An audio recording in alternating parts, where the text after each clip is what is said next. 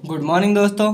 चलिए आज हम पढ़ते हैं अनीश कपूर, जिनका जन्म 1954 ईस्वी में हुआ था। चलिए देखते हैं। भारतीय मूल के प्रसिद्ध ब्रिटानी शिल्पकार अनीश कपूर की गणना वर्तमान में विश्व के सर्वश्रेष्ठ मूर्तिकारों में की जाती है। उनकी कला भारतीय शिल्प विधान की आधुनिकता के लिए है। यूं कहिए, अपने शिल्प स्थापत्य में वह अस्तित्व से संबंधित गूढ़ता के लिए कलाकार हैं। कलाकार और कला का सर्वथा नया शिल्पाकाश के लिए ध्यातव्य है कि वे भारतीय मूल के पहले ऐसे कलाकार हैं जिनके मूर्त शिल्प इस तरह चर्चित हुए। अनीश कपूर का जन्म 12 मार्च 1954 ईस्वी को महाराष्ट्र की राजधानी मुंबई में हुआ था। उनकी मां यहूदी और पिताजी पंजाबी थे। प्रसिद्ध दून स्कूल यानी कि देहरादून से पढ़ाई करने के बाद वो 1971 ईस्वी में अनीश इंजीनियरिंग की पढ़ाई के लिए इजराइल चले गए, परंतु वे वहां 6 महीने से ज़्यादा पढ़ाई नहीं कर सके। कारण यह था कि वे गणित में बेहद कमज़ोर थे। इसके बाद अनीश ने निर्णय लिया कि अब वे आगे इंजीनियरिंग की पढ़ाई नहीं करेंगे बल्कि कलाकार बनेंगे। 1972 ईस्वी में वे ब्रिटेन चले गए, जहां उन्होंने पहले हार्से कॉलेज ऑफ आर्ट और इसके बाद Chelsea school of art and design में कला का अध्ययन किया।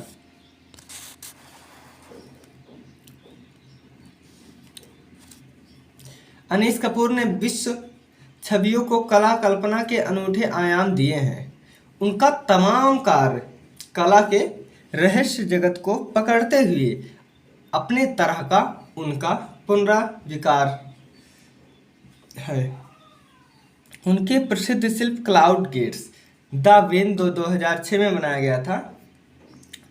कोहिले घेरदार स्टेनलेस स्टील के ढांचे में यह आकाश को जैसे अपने में समाहित करता है। 10 गुणे 13 गुणे 20 फीट में देखें तो 33 गुणे 42 गुणे 66 फीट आकार का यह शिल्प शिकागो यूएसए के मिलेनियम पार्क में स्थापित है। ऐसे ही यरूशलेम के इजराइल संग्रहालय में turning the world upside down 2010 में संस्थापन कार्य को ले, जो अनूठे दृश्य आयाम के लिए है। 16 फीट लंबे चमकदार स्टेनलेस स्टील के उनके इस शिल्प में उनके इस शिल्प में यरूशलेम की सभ्यता और संस्कृति की झलक अनायास दिखाई देती है। शीशे में चमकते दृश्य में वहाँ बहुत कुछ अनकहा रिफ्लेक्ट होता है। अनीश कपूर के शिल्प सबसे बड़ी विशेषता यह है कि उनमें ग्लोबल के साथ देशज अप्रोच भी है। कहने का आशय यह है कि वह विश्व सरोकारों के साथ भारतीय रचना भी देखते हुए चलिए। भारतीय संस्कृति को अपनी तमाम शिल्प सृजना में बार बार औचक उद्घटित करते हैं। वह तो कुछ बताते हैं, उनमें विचारों की सघनता और एक दृष्टि सदा ही निहित रहती है। यही कारण है कि उनके कार्य को कला के जरिए से विश्व भर की कला दीर्घाओं ने ऐसा और यह कम बड़ा संयोग नहीं है कि रॉयल एकेडमी लंदन सहित अनीश कपूर के कार्य को विश्व की तमाम बड़ी कला दीर्घाओं ने अपने यहाँ प्रदर्शित किया है।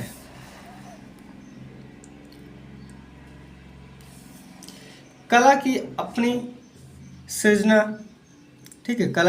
सृजना में अनीश किसी एक खास तत्व की प्रस्तुति से अधिक महत्वपूर्ण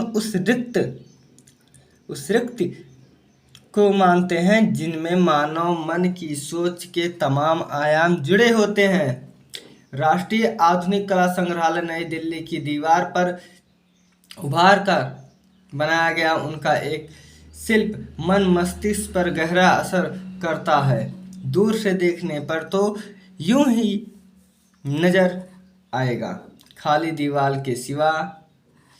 उन्होंने इस शिल्प को नाम दिया था व्हेन आई एम प्रेग्नेंट। ठीक है, क्या नाम दिया था? When I am pregnant. 1992 में फाइबर ग्लास एंड पेंट से है।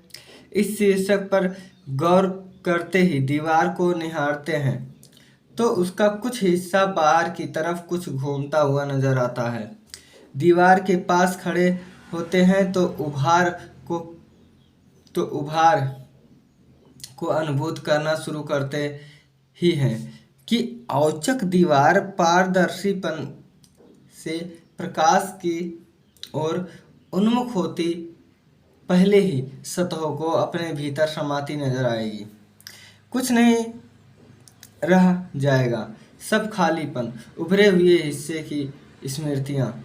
सफ़ेद से दीवार के प्रकाशमय होने की अनुभूति यहाँ अनीस के कार्य की वह विशेषता है जो उन्हें औरों से अलग करती है। व्हेन आई एम प्रेग्नेंट में स्त्री के गर्भवती होने के लक्षण का ही रूपांकन नहीं किया है, बल्कि उसके मूल स्वरूप को भी दर्शाया है।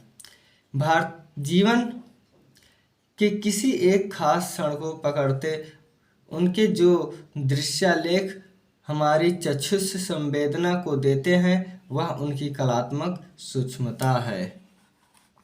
ठीक है, बहुत बड़ा पेज है, पढ़ते चलो चलो। अनीस की इस परिवेश की शून्यता, ध्वनियाँ प्रतिध्वनियाँ दृश्य की तमाम मूर्त अमूर्त संभावनाओं की संवाहक है।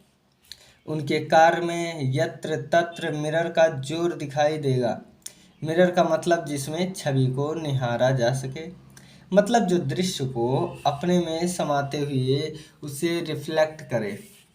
दृश्य की तमाम आशंकाओं से हमारा साक्ष्य कराएं। उसके तमाम बड़े शिल्प मिरर प्रधान हैं, परंतु उनके जरिए वह दृश्यों में जो कोलाज हमारे समक्ष रहते हैं उसमें रूबरू होते ही हमारा कैनवस बड़ा होने लगता है। स्काई मिरर यह शिल्प को 2006 में न्यूयॉर्क के रॉकफेलर सेंटर और 2000 में लंदन के केंसिंगटन गार्डन में प्रदर्शित किया गया था। Taratantara, Tees Valley giants England में, memory 2008, corten steel Guggenheim foundation New York, imaging monochrome आदि तमाम उसके कार्यकारों के दृश्य के अनल संभावनाओं की पारदर्शी व्याख्या है। शिल्प स्थापत्य की उसकी कला में ध्वनि की प्रतिध्वनि है। देखे हुए को फिर से दिखाने की दृष्टि है, शून्य का विस्तार है, स्पेस की अद्भुत क्रिएटिविटी है और है किसी चीज़ की तमाम प्रतीकात्मक संभावनाएं। वहाँ तकनीक के साथ कला की सोच का जो अनूठापन है वह अवर्णनीय है। शायद यही कारण है कि उनकी कला पर विश्व भर का ध्यान पिछले कुछ वर्षों के दौरान खास तौर से गया है। रहस्यलोक में ले जाते बड़े बड़े शिल्प जैसे समय उनमें ध्वनित हो रहा है। फाइबर, मोम, मेटल और तमाम दूसरी तरह की चीज़ों के मिश्रण से निर्मित उनकी कलाकृतियों में वैज्ञानिक बोध भी है। कला में विज्ञान और तकनीक के विकास की प्रतिध्वनियाँ हैं। लंदन के स्ट्रैटफोर्ड के क्वीन एलिजाबेथ ओलंपिक पार्क में मई 2012 में स्थापित 114.5 मीटर ऊंची मूर्ति पर्यवेक्षण पर्यवेक्षण टावर जिसे आर्सेलर मित्तल ऑर्बिट, जिसे ऑर्बिट टावर या सिर्फ ऑर्बिट कहा जाता है, का निर्माण अनीस कपूर ने सेसिल बालमोंट के साथ मिलकर किया था। यह आज भी लोगों के बीच कौतूहल का विषय है। उनकी कलाकृतियों से रूबरू होते ही प्रेक्षक किसी फैंटेसी जगत में पहुंच जाते हैं। उनकी पिरामिड आकृतियों और उनमें प्रयुक्त रंगों को देखकर उनकी भारतीयपन को गहरे से अनुभूत किया जा सकता है। लाल नीले पीले रंगों की ढेर अलग से ध्यान खींच रही होती है। अनीस कपूर के पिरामिड के पास गुलाल की रक्ताफ, लाली का देशज ठाठ और उसकी भारतीयता की उत्सव धार्मिकता है। हरे पीले नीले रंग के बावजूद लाल रंग अनीस कपूर के शिल्प के केंद्र में रहता है। संवाद में उन्होंने यह कहा था कि लाल रंग अनीस कपूर के शिल्प के केंद्र में रहता है। संवाद में उन्होंने यह कहा था कि यह पूर्ण भारतीय रंग है। शरीर के आकर्षण का केंद्र भी यही रंग है। कभी रॉयल एकेडमी में अनीस कपूर का एक ऐसा ही इंस्टॉलेशन खास चर्चित रहा था। वह तोप से बारूद दागने, खून के रंगों से लथपथ टुकड़े टुकड़े हुए शरीर की चमड़ी के लोथड़ों का संस्थापन था।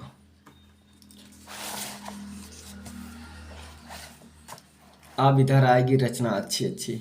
देखो, अनीस कपूर की स्टील और प्रस्तर से निर्मित एक कलाकृति जिसे कहते हैं क्वीन वेजाइना यानी विशाल योनि है, जिसे लेकर फ्रांस में खूब विरोध हुआ। 60 मीटर लंबी और 10 मीटर चौड़ी इस मास्टरपीस को अनीस ने पेरिस के पैलेस ऑफ वर्सेलर से गार्डन के लिए बनाया था। बाद में इसका नाम बदलकर डर्टी कॉर्नर। अनीस कपूर ने डर्टी कॉर्नर का मतलब समझाते हुए कहा था कि इसका संबंध साफ तौर पर सेक्स और वैभव से है।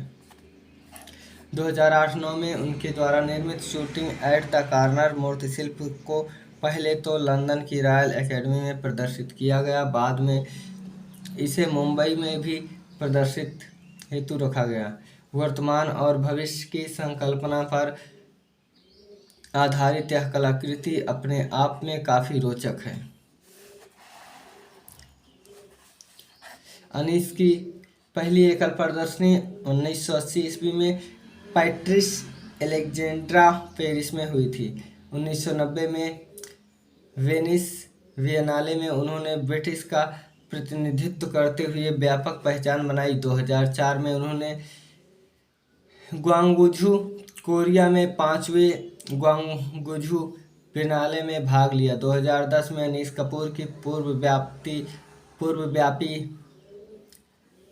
प्रदर्शनी नई दिल्ली के राष्ट्रीय आधुनिक कला संग्रहालय और मुंबई के महबूब स्टूडियो में हुई, जो कि भारत में उनका पहला शो था।